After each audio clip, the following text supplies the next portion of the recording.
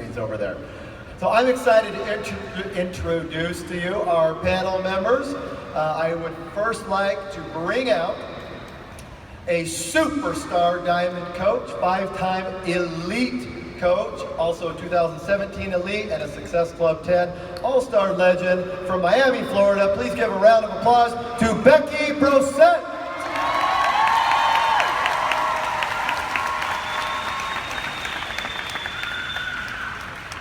Becky, everybody. Becky, you get to choose your seat, but sit there. Okay, sit closest to me. I won't bite. All right. Our next coach is also a superstar diamond coach, 3-time elite Success Club 10 all-star legend. Recently has relocated to the Virginia, I don't even know, like farmlands, Virginia. I don't even know the city name. Like outside of Richmond, Virginia, to a beautiful 4-acre property. Please give it up for Megan Eggleston.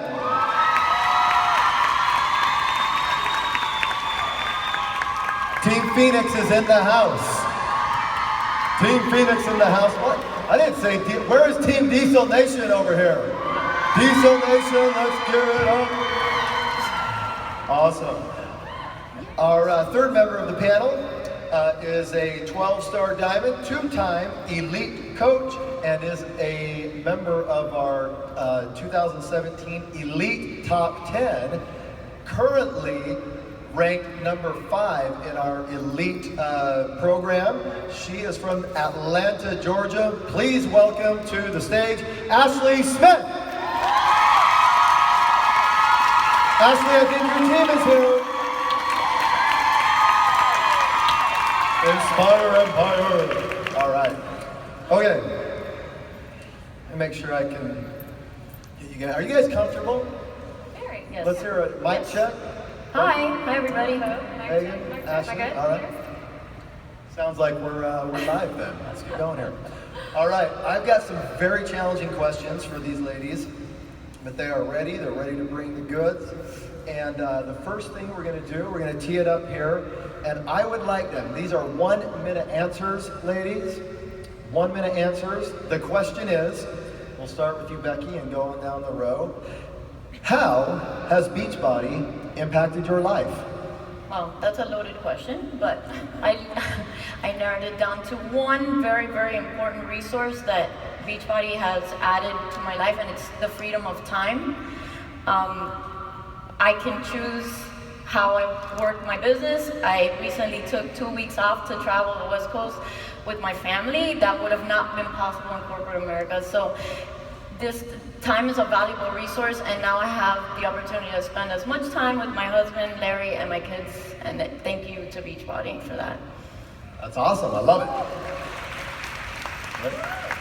Megan. Sure, I think coaching has kind of tricked me into becoming a confident person. I didn't start to build a business, or I didn't anticipate that it was going to be something that brought me to a stage like this or anything.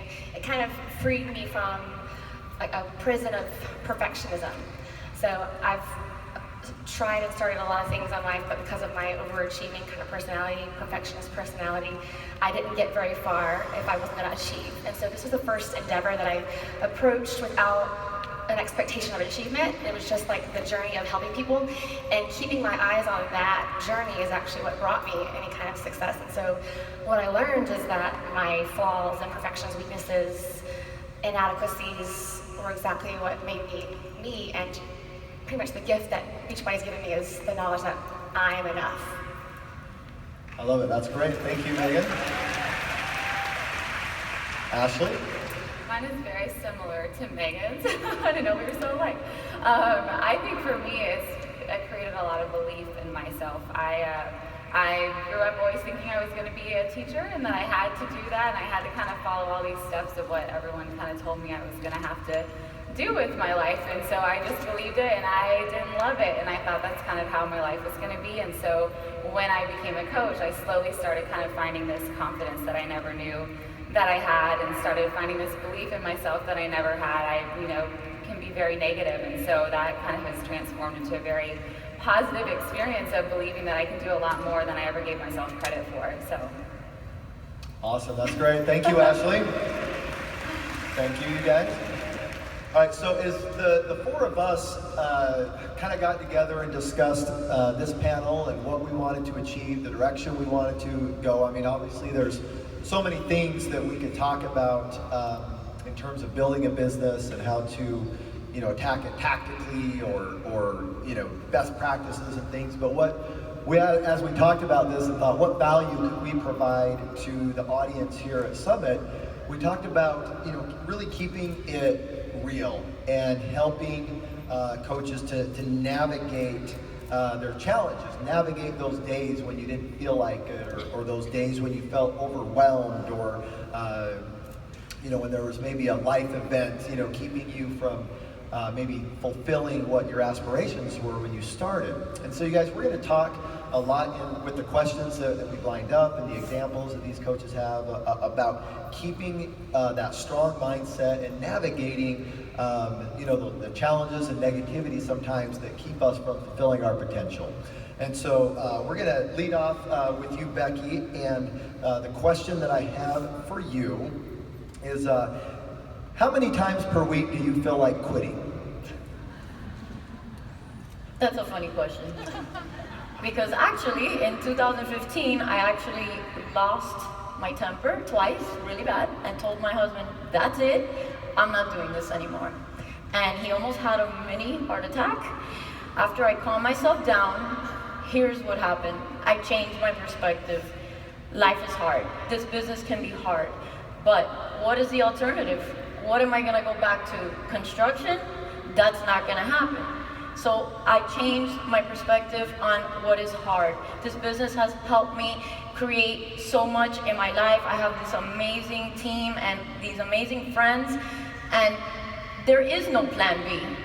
There is no plan B. I had to make this work. I had to get strong. I had to strengthen myself, my mindset, and push forward that dark 2 months or whatever it was, and just refocus on why I love this business, why I need to make it happen for my family. And just, it was really about a personal journey for me. I needed to work on my mindset.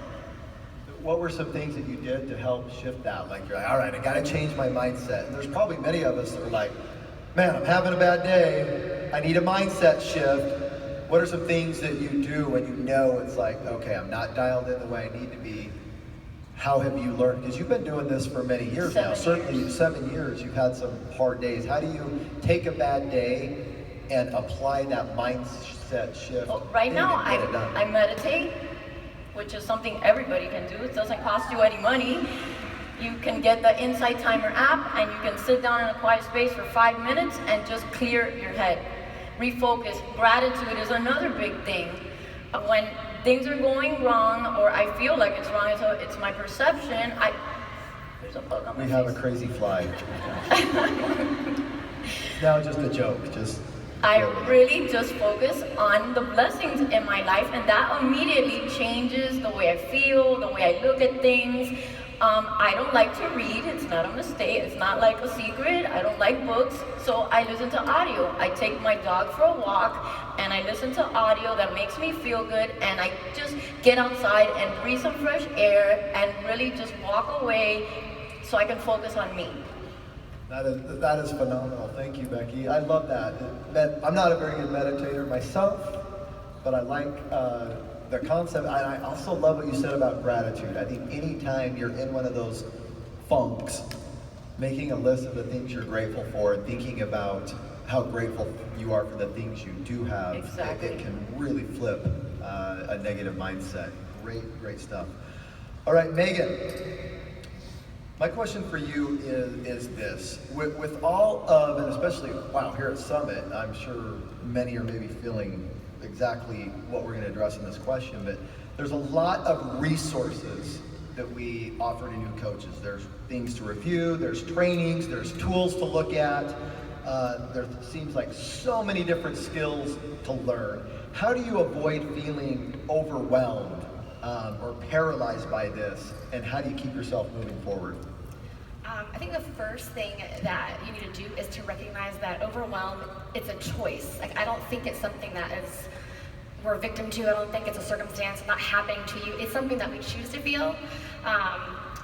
The second thing you have to do, I think, is embrace all the resources and tools as not something that feels like making you feel inadequate, like, oh my gosh, there's so much to consume. Like every single person in this room has a list of 1,000,000 like books they want to read or trainings they want to listen to. Like every single, like the most successful coaches, we all have lists of things we need to get to, we want to get to. We all feel like condemned by that. But I think when you flip it to like, it's a blessing all these resources I have access to. It's a blessing all the tools that I have at my, my disposal to use. They're there when I need them. They're there when I can consume them. They should make you feel confident, not inadequate. And the thing about the action step you can take is to just, like Brendan said yesterday, keep the main thing the main thing. If you haven't even gotten to a place in your business where the vitals are like second nature, like Darren was saying today, where it's just like you drive down the road, and it's just like you just do it by nature. Those most successful coaches, it's just such a second nature thing that they can consume a little bit more as far as those resources are concerned. But if you focus right there, the rest of it is just gravy, it's just bonus. Like if you are doing those vital behaviors, a vital process, you'll be fine. The rest is there when you're ready. But like if you haven't committed to the consistency for not just weeks, months at a time of those vitals, you don't have any business being overwhelmed. You stay in the vitals. Awesome, thank you. So again, on the same topic, sometimes when we get you have someone that's struggling, it's like connect with your why, right?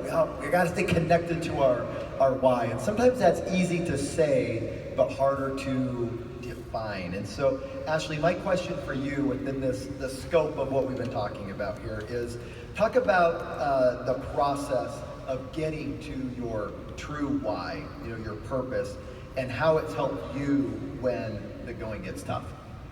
It's like we're back at the NLC right now. I talked about this a lot there. You guys hear that all the time. You hear, what's your why? Or why are you here? What's your reason? And it's so important. For me, I kind of break it down into twofold, because I think you do have to have a why, but I also think you have to have a mission about, what you're doing here. So I kind of break it down like this. So you have your why, you have your kind of more, not selfish, but your more internal reason. Maybe it's for your family. For me, my why started out as I wanted to get the heck out of teaching, and I wanted to be home with my babies. And so I would do literally anything to get out of that situation. And now over time, it's been 2.5 years since I've been a coach. And so my why is kind of shifted into more just being able to be home and also, provide for my family and provide belief for myself and an avenue for me to share what I'm passionate about, things that I didn't even realize I was passionate about at first. And then the second part is having your mission. My mission is to pour into other women, is primarily who I'm speaking to, but to pour into other women and empower them and help them to have that same experience that I had. I never believed in myself. I never believed in a million years I would ever be on a stage speaking to people, doing anything like this, posting on social media, never. I never believed that. And so for me, I want other women to feel confident enough to do something like that, to do something that they never thought that they could, and to feel happy and healthy and just do what they could dream of. Having a why is so important, and I think that it's just important to know too that it does change, and you guys hear that a lot, but if you've been a coach for a year or a year or two, your why, it really shouldn't be the same. It should constantly be changing depending upon what's going on in your life and the different circumstances. My why has changed through a whole lot of family situations, which I'll share about later on in another question. But that is so important to constantly remember on days when I still, as a top 10 coach, there's still days where I wake up and I'm like, oh, I don't want to do this today, or I don't feel like posting, or I just had a baby 7 weeks ago, and so for me it's like I was in that postpartum mode. I'm like, I don't want to post on social media right now. I don't like the way I look. I don't feel confident. And so that's okay. It's okay to have that feeling, those feelings, but you have to constantly take yourself back to why you're here. I'm here for my family. I'm going to show up because my family deserves to have a mom and have a wife like me, the me that Beachbody has brought out in me, but also my team and the women that I get to work with. They deserve somebody who's going to be there for them. They deserve somebody who said that they were going to show up and be there to pour into them and to inspire them and empower them and tell them they can do this. So for me, it's twofold. Yes, remembering why I started this, but also why I'm going to continue it. And it's because I'm going to show up for the people who I know need me still. That's awesome. Thank you, Ashley. If you want to have a fun time in Instagram, follow Ashley Smith because she'll just warm your heart. Am I right about that? She keeps it real. She's got a real life, but she just makes you smile. So maybe I got you some Instagram followers that are all coaches. I don't know if that goes with Shalene's training. Like, yes, new followers. It's be all of you. Ashley is a lot of fun on Instagram, and Becky will kick your butt on Instagram. So follow her. Keeps it real over there. All right, you guys. I have a two-part question for each of you. If it's all right, Ashley, I'll ask for you to reply first. Okay. And this is huge for me. Like as a parent, like also I've got kiddos, and I was like big into sports, and I want them to be big into sports. And I've got a daughter that says she likes basketball, but I don't know if she loves basketball.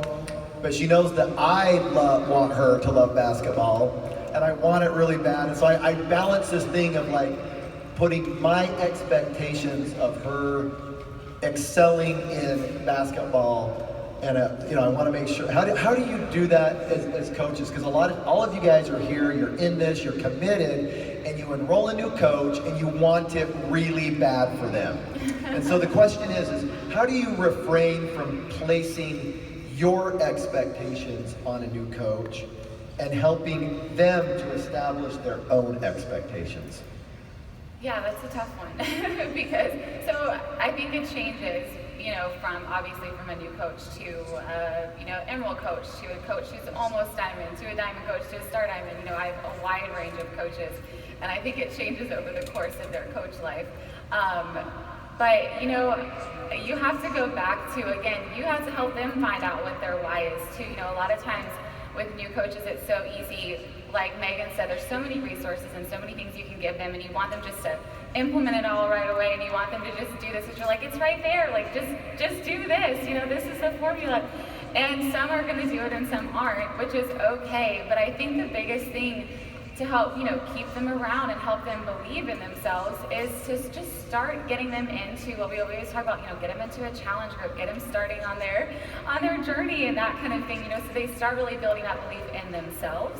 And so through there, they start really finding out what their story is. They need to know who it is that they're talking to. They need to know what their story is that they're trying to tell.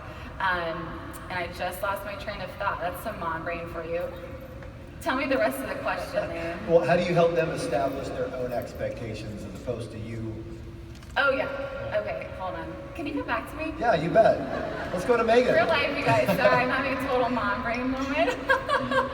No one has ever lost their train of thought before, especially on a stage in front of 10,000 people. That's real life, so there you go. Yeah, all right, so same question for you, Megan. How do you balance that of, you got a new coach, putting your expectations, helping them establish their own so that you can then help them? Sure. I think like Ashley was alluding to, it's important to just respect their journey and that no amount of you imposing a goal on them is going to really be valuable for you long term. And I think if you remember that the joy from what we do is from helping others accomplish what they never thought they were capable of, and growth. It's not necessarily ranks and achievements, it's personal growth. That's what's fulfilling long term, because ranks and achievements, they can like fizzle, those can dwindle, those aren't previous success, but personal growth is something that's ongoing. So I think recognizing that as an upline, as a coach, as a mentor, is just respecting their journey. And so what I do for my coaches is, obviously we're going to do a getting started right call, or something that establishes what they want, what their goals are, and they don't necessarily know what that takes or even what those goals mean. But it's just getting that conversation started so that you can give them a game plan. But what I tell my coaches is that, like, I'll never impose a goal on you. Doesn't do me any good to do that. I'll never impose a goal, but I make sure they know from the beginning I will impose growth. It's like, hashtag sorry not sorry. That's just going to be, if you're going to be in my circle of influence, like, God didn't give me this platform just to help people lose weight and to make money and build a business. He gave it to me because anybody I have any kind of influence, I need to challenge you to grow personally. So I'll tell them that just so that when they do give me the excuses or when they do go MIA, that I have no qualms about reaching out and digging in and calling them out from that place of I care about you and your growth, not about achievement or ranks or whatever. So I kind of give them that heads up that's going to come at you. It's not going to be about my goal. It's going to be about you're here for a reason, and there's no reason that I shouldn't like dig into you and do whatever I can to help you get there.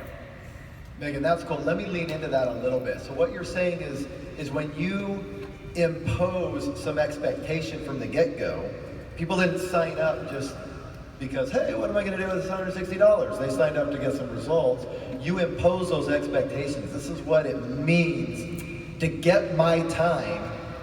So then you're able to hold them a little bit to that set of boundaries or set of expectations that you put. I think it's important that they know from the beginning you're going to have to get uncomfortable. There's nothing about you being in my presence or my influence or my team that's going to make you do this or make you become confident. I expect you to get uncomfortable, whatever that looks like for you. It's going to be a different journey for everyone. But know that if we want to we're going to work together, you have to get uncomfortable, and I'll meet you there. That's great. Thanks, Becky. How about you? That's a wrap. That's a wrap. Amen to what's been said. Awesome. I just want to add, on point all the responses, but it's a very fine line. And I've been a coach a long time. And you're excited, you want to push goals. I believe in sharing your goals. I don't think you should hold that back. Your team needs to know where they're going, needs to share in the vision. But for me, like when I signed up, I ran with it. I believed that I could do it. I did see that I would be on the stage one day. I knew that I would be successful. And I guess for me, what's hard is that I think everybody should be that way. And not everybody believes as deeply as I believed in this business. And that for me, and I'm being real here, that is hard. So loving people where they're at, and if they're not ready, it's giving them the tools to, if they want to be in a challenge group, then let's rock the challenge group. When you're ready, then you need to get uncomfortable, and then we're going to take the next step. But there is a fine line, and I'm not going to say it's been perfect. I have messed up a million times, but that is an ongoing challenge, and I'm determined to overcome that. But I think what the goal is for us to empower people to believe in themselves, to strengthen their mindset, to believe that this business is the opportunity of a lifetime, so they can jump in with 2 feet and chase whatever their definition of success is. Man, I'm glad you didn't stop at amen. I give a double amen to that. That was good. Loving them where they're at. That was profound. And Jeff Hill talks a lot about that. Even though we've got a vital process that we kind of talk about as the guide, I mean, you have people that are going to want to run through that process. Great, let's run. You have other people that are going to want to start small and just enjoy the camaraderie and being part of your community. You have others that may want to just get their product for free and maybe supplement their family income with a little bit. Great, meet them there. Make it fun wherever they want to come in. Make it fun for them in that stage. And then there's probably you. You probably polled your coach. There's no pushing. There was Me? You poll, I'm sure. Actually, I don't have like an upline, so. So you certainly poll. I ran myself. You ran. I just did it. Although, But I do you have a also follow-up wanted to comment? say about now I lost my train of thought. But my kids are 10 and 9, so I don't have mommy brain. I just, okay, I don't know. Do you want to go back? I lost it. I gave it to you, sorry. Oh, I know. Every coach has a role. Not everyone is going to want to be a 15-star. Yeah. But they'll play a role on your team and love them in that space, in that capacity. What they're going to do, they're going to feel successful, and then they are happy, and that's all that matters. Awesome. Amen to that too. Yes, glad that came back, Becky. All right, Megan, I have a question for you. It's a little bit about managing your daily time and the time that you have to allocate to your business. And so the question is this: give us an example of something that steals your time, and what have you done or are trying to do to overcome that? This is tough for me. I struggle a whole lot with time management. I think there's so many examples, it's hard to just pick one, because I think the problem is we do a lot of good things. And not like, we can talk about like Facebook scrolling, we talk about all those non-business building behaviors, but we let like good things in our time that we can kind of like justify because they're, oh, this is valuable stuff that I'm doing for somebody or whatever. What I've done, what has been hugely valuable for me in the past year is I've implemented a morning routine, and because there's too many examples. I can't even count them. There's so many examples. So what I've done is I have made sure that I've started my day with intention and purpose and focus and mission. So it's about my mindset. I'm doing something that's going to help me get my mind right. I'm doing like meditation, personal development, prayer, and then like I don't journal well, but I'll plan my day. And so when I have my mindset, my plan right, there's no room for those things because I have outlined what the day is going to look like. So I just don't have room for those behaviors, even the good ones. Like, oh, I should really go do this. This is going to be helpful, but it doesn't align with that what I've started out with my morning routine. So it doesn't have to be a morning routine, but I think it has to be something that you set the intention, and it's with your you set with your mindset, and you set with your heart purpose, and that kind of guides the rest of your day. So there's no room for those extraneous things. That's awesome. Ashley or Becky, any tidbits on that one, or? I mean, I think I'm a little different right now with my current life situation with having two tiny little kids, but I do the same thing. It's just it's very early in the morning, but I think waking up and setting your day right is exactly, she hit it on the head with, you just kind of have to start with what's going to clear your mind first. So for me, that is getting up at like 4:30 or 5 in the morning and having some time by myself to get the day started and do the few things that I need to do, because I find for myself, I get super anxious if I have anxiety about stuff like that too. If I don't get through my to-do list, it's horrible. It really is. I have a chronic anxiety over it. But so for me, getting up early and going through the few things that I know I need to do for me to just feel like, okay, I got this. Anything extra would just be a bonus today. And that's kind of how life is for me right now. So I think it's just important too to know where you are in life. You can't listen to any single one of us and just apply it. It needs to relate to your phase of life too. If you're a busy mom, or if you have to commute, or you work full time, everyone's life is a little bit different. So you need to figure out what that is for you, what that looks like to start your day off right. It might not be getting up super early. It might be doing something else. Maybe you don't do your messages in the morning. Maybe you do your workout. It just kind of depends. But I think getting ready and starting your day with intention is very important. Great, thanks. So let's transition this question, Ashley, a little bit from like maybe the little daily things that steal your time to maybe something a little greater in life, or what we would call a life event. We all have these unexpected life events that can stymie the momentum of your business, take you out of it almost. And give us an example of maybe a life event that you have had that could have stymied the momentum of your business, but you didn't let it. Gee, I wonder why you chose me for this question. I'll get a little vulnerable here. No, the last year, so you guys know that my team made it into the top 10 for 2016, and it's awesome. We're so proud. They're all right there. It's so funny because everyone talks about how great it is, and oh my gosh, like what an awesome accomplishment. And so business-wise, yes, it was an amazing accomplishment. We're so proud as a team. But in my personal life, it was a very crazy year. Lots of stuff. My sister was diagnosed with cancer. So she, that entire year went through her chemo journey. We lost my grandmother. My parents are going through a divorce. There has just been a lot of stuff that could have just completely broken me and just taken away that goal that I had for our team to be a top 10 team. Because last year, when we were sitting here at Summit in a couple hours, like when we were at the closing ceremony, is when I turned to my husband. He's somewhere, I don't know where he's at, but oh, right there. I turned to him, and I could not stop crying at the closing ceremony last year, because I was like, I'm going to be on that stage next year supporting my team as a top 10 team. And so through all of last year, through all of the craziness, through my sister and my parents, and which all this stuff is still currently going on into my life now, but it was just a little bit more real.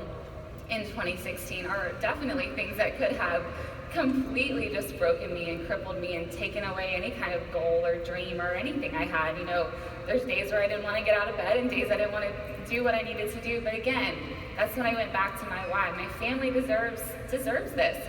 And all of the women, all of you guys, those of you who follow me on social media, and all the women who I have yet to even meet, you know, deserve to hear about this opportunity, because it's completely changed my life and it's completely changed me. And so that is something that kept me coming back, you know. And I think I'm so grateful for this company and so grateful for Beachbody, because similar to Mindy, if you guys all heard Mindy yesterday talk, you know, everything that we learn to do as a coach, every vital behavior, the personal development, the community that you get to be a part of, is something that I honestly don't know how I would have dealt with everything last year had I not have had that, had I not have had access to that community, to the person that I have become over the last 2.5 years, to the way that my marriage has become over the last 2.5 years. There's just, I don't even want to know what it would have looked like, because I am a complete different person than I was 2.5 years ago. So I'm always so grateful to this company, and you guys should be too. You know, it's so easy to throw in the towel. It's so easy to be like, why me, and play that victim. And I get it, it's easy. It's so easy to do that. But it's powerful to not do that. And it's powerful to remember you have the tools to get through literally anything that life throws at you. You have the tools to be confident, to find, you know, to develop your mind, you know, and your heart. You have a community around you. You have support around you. This entire company is your support. We are Team Beachbody, so we always talk about whether you feel supported on your team or not. We are Team Beachbody, so you have support all around you. And so I think it's so important for you to cling to those things, especially when life gets hard. There's just going to be stuff that comes up all the time. It's life. We don't live in a perfect world, so you're going to always have trials and you're going to have things that come up. But do yourself a favor and don't just immediately think, oh my God, I have to quit. Okay, like just don't do that, okay? Don't do it. Because you deserve better than that, and your team deserves better than that, and your coaches deserve better than that, and all of the people you've yet to talk to deserve better than that, because you made a decision, and you made a decision to be here because your life was changed at some point or another, whether it was financially or physically or emotionally, spiritually, relationally.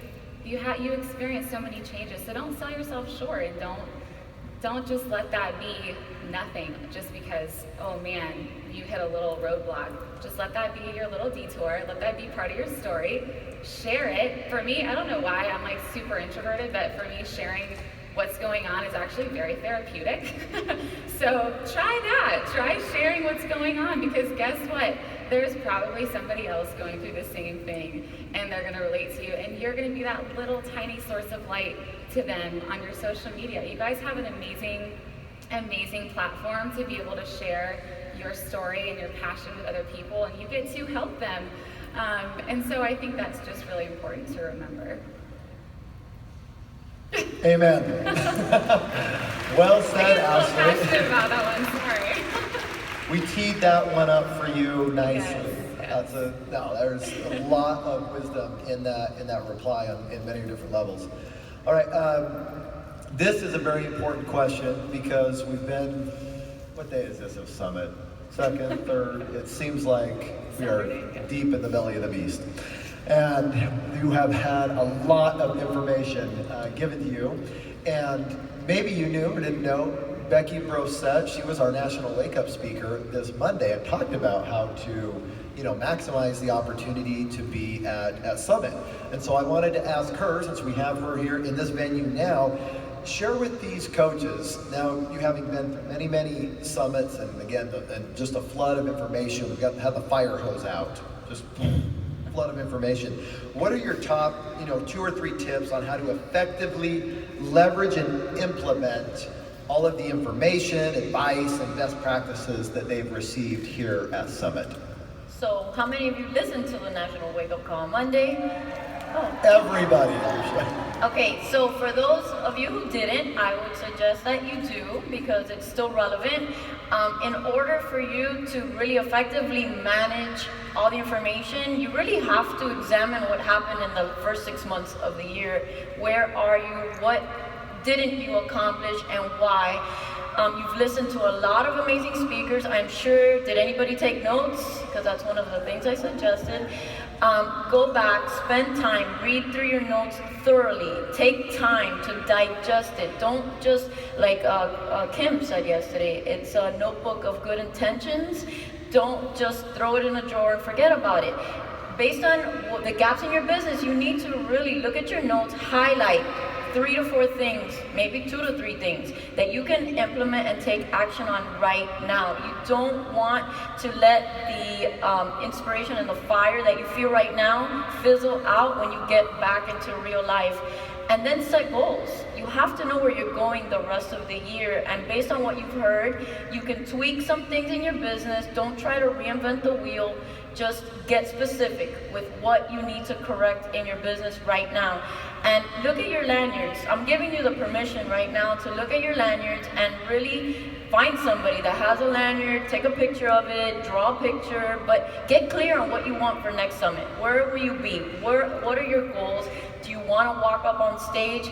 You need to take action now, and that is having clear notes, a clear direction of what you need to correct, and then taking action right away when so that the fire doesn't just burn out on you.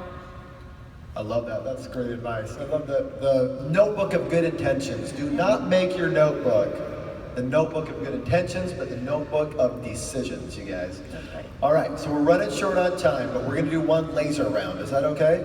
Are you guys okay if we do a laser round? Is everyone still with us? We're good. Give me one clap. Oh, you guys are good. You are the best audience I have had today. Okay, so laser round. I'm going to give you 20 seconds each to answer this question. All right. We'll start down there with you, Ashley, and come this way. All right, laser round question. Why do you love coaching? I love coaching because it's completely changed my life. This is like such a loaded question, that's not fair. Okay, no, really, in a nutshell, I went from a completely uninspired, unmotivated, unhappy with life teacher to a now confident woman, I guess, yeah, who has who has amazing friends and amazing relationships, a wonderful relationship with my husband, and so much belief in herself that she can do anything that she could possibly dream of.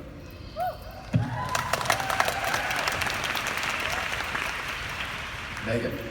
I love coaching because I feel like it gives me the permission to just live my truth each day and love who I am right now while continuously working to be a better version of myself every day, and I get to empower others to do that exact same thing.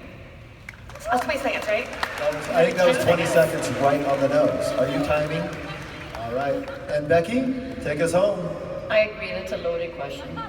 I love everything about this company. I bleed Beachbody Blue. I love the fitness. I'm 42. I look amazing. Yeah. What's up, Larry Brossett? And it's just transformed me. I mean, I was like that shy one that I was sweating backstage, even though it's freezing in here. And look at me now. I've spoken at Summit. This is my 5th time. And it's transformed my family, our future, my sister's family and her future, and I have like the best friends. I mean, people, I would have never met you guys if it weren't for this company. I love the community. I love it. Yes. I love it. Awesome. Great. Keyshawn, do we have more time? We have time for a couple questions if you guys don't mind. Are you guys willing to take a couple audience questions? Who's got a question for our panel? For Keyshawn, first hand you see out there. We're not going to make Keyshawn walk to the back. Hey there, I've got a question for all 3 ladies. I didn't have an upline to get me started. I pursued my coach. So what would a getting started right call look like?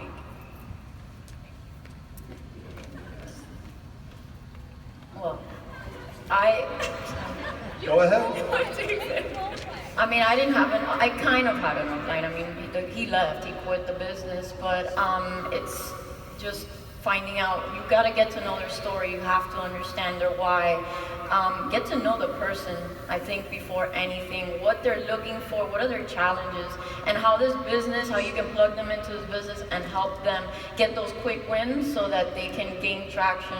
I don't think it's anything complicated. It's building relationships, building trust so that you can help them get to the next step.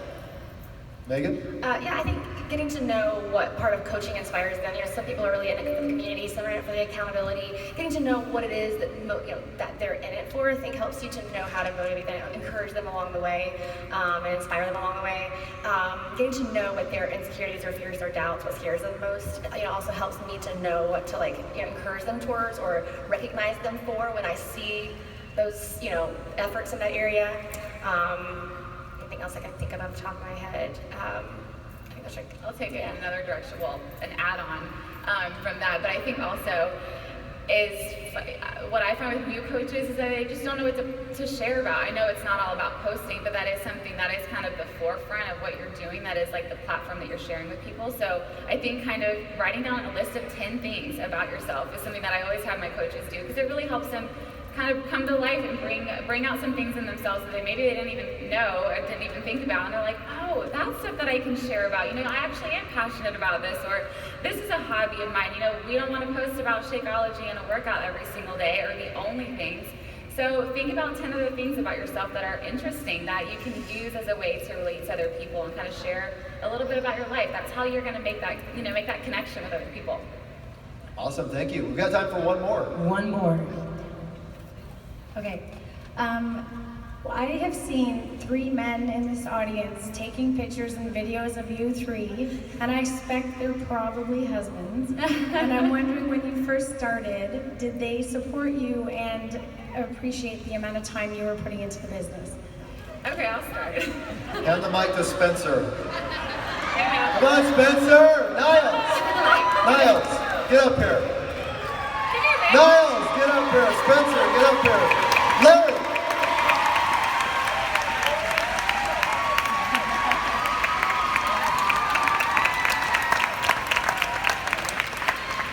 Okay, so I'll kind of start a little bit. You want me to start? Or you want me to let them talk? 20 seconds, and I'm going to hand the mic to Spencer. Well, I didn't expect this. I'm in New Orleans, so didn't know I was going to be on stage. Had an awesome shrimp po' boy and got some sauce in my pants. Thanks, Craig. What, supportive when we started the business? Yeah. Keeping it short? Yeah. This is a long story, but we'll try to be quick. So Ashley was looking for something to do, just looking for something to share your passion for everything and just, being able to come home from teaching. So we were looking at different businesses from, sell crafts online to, I don't know what. We looked at a ton of different things. I was about to spray paint some little pottery things and sell those. So thank God we found each other. So I had done Insanity, and Beachbody is one of the things that someone had approached Ashley about. She had a very modest social media following, and somebody reached out to her, and so we looked at it, and I said, absolutely, this, I've already used the product, so it's like, any network marketing company, it's about, is the product awesome, and I'd already, without even knowing it, through just having bought some DVDs, so knew the product was awesome, and so I tried to be as supportive as I could, and just found that she was, quickly empowered to be, the person you've always wanted to be, and it was just, the transformation in our home was unbelievable, so from the start. So this company's truly changed our lives. A little nervous. So I think I was supportive from the start. I mean, I think I recognized that He's like, I think. She loved it. She was fired up about fitness. I saw that it was everything she was all about, and then I saw how it was growing her and changing her in so many different ways. But honestly, I was a little skeptical of the business itself. I was excited for her, but I was skeptical of the business. But once I got to know Beachbody, I got to know corporate a little bit, and and Craig and others. It's truly an amazing company that's serving such a wonderful purpose in this world. And you all as coaches are serving in such unbelievable ways. Not just the people you love and care about, but in so many other ways. just changing lives every day, all the time, is really inspirational. So I think I've grabbed a hold of it with her, and I absolutely love it, and am proud of her for what she's been able to accomplish, and the lives she's been able to touch more than that.